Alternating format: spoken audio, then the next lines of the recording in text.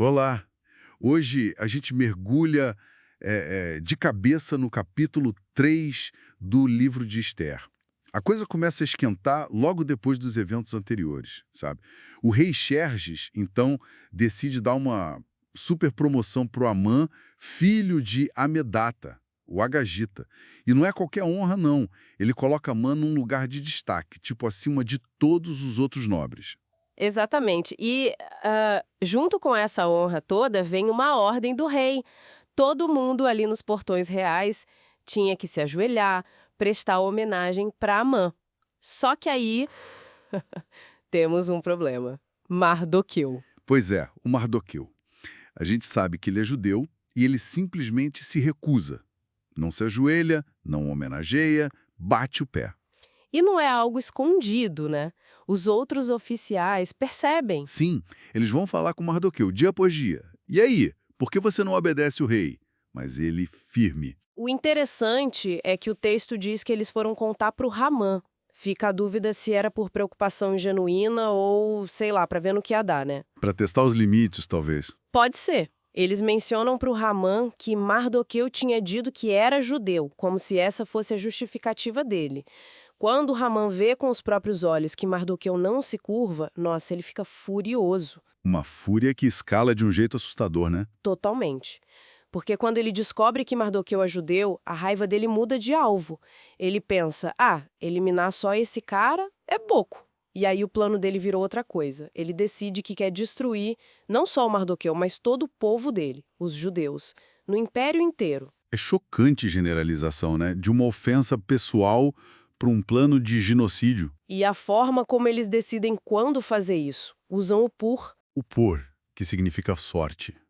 Eles lançam a sorte lá na frente do Ramã para escolher o dia e o mês. Isso no primeiro mês, Nisan. E a sorte cai lá pra frente, quase um ano depois, no 12º mês, Adar. Tem uma frieza nisso, um planejamento. Aí o Ramã vai falar com o rei Xerxes e o discurso dele.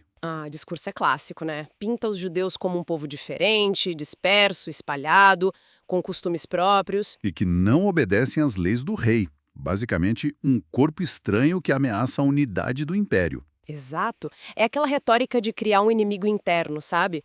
Ele conclui dizendo que não é do interesse do rei tolerar essa gente. E para adoçar a proposta, ele vem com dinheiro.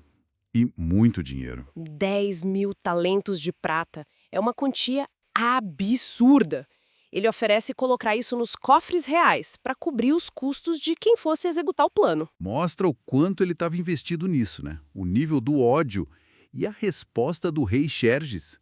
É quase displicente, casual demais, chega a ser perturbador. Sim, ele tira o anel de selar do dedo, aquele anel que é a assinatura real, a autoridade máxima, e entrega para o Ramã. E ainda diz, fica com a prata e quanto ao povo, faz aí o que você achar melhor. É uma delegação de poder total, feita de um jeito displicente, indiferente. É difícil até de qualificar. Pois é. O anel na mão de Amã significa que a palavra dele agora tem força de lei real. Mostra o perigo de um poder tão grande sem supervisão, né? A indiferença lá no topo. E com o anel, Ramã não perde tempo. Não mesmo. No 13º dia daquele mesmo primeiro mês, chama os secretários reais. E aí é linha de produção. Escrevem as ordens em todas as línguas e escritas do império, mandam para os sátrapas, governadores, nobres, tudo em nome do rei Xerxes, selado com o anel dele. E a ordem é brutalmente clara: destruir, matar, aniquilar todos os judeus, sem exceção.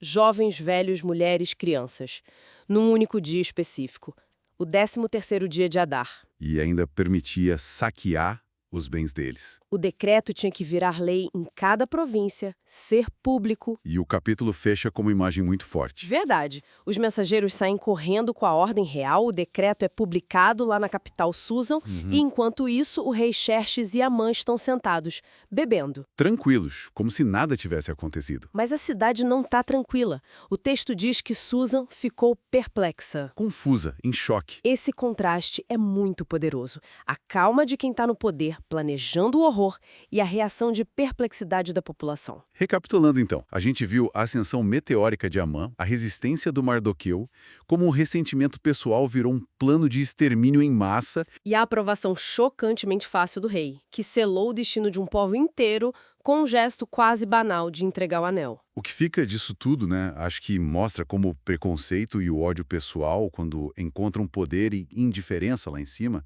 podem escalar para algo terrível e muito rápido. Sim, e fica uma pergunta pra gente pensar, né?